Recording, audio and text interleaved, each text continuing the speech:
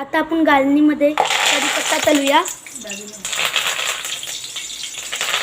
हे बघा,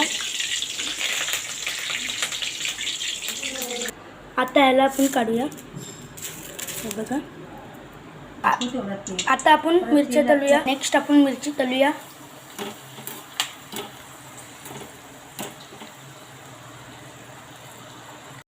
मिरचीसाठी जास्त तेल नाही घ्यायचंय।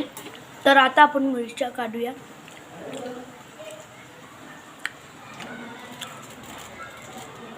हे पहा, आता आपण पिठी साखर टाकूया आणि छान मिक्स करूया।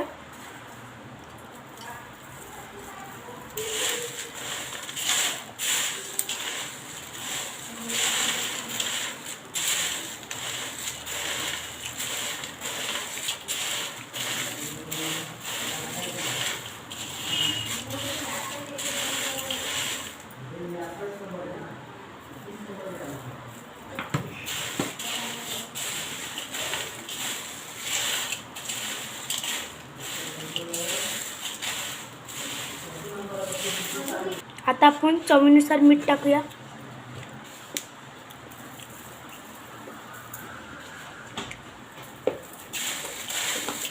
आणि मिक्स करूया। आपला हा चिवडा रेडी झालेला आहे। टाटा।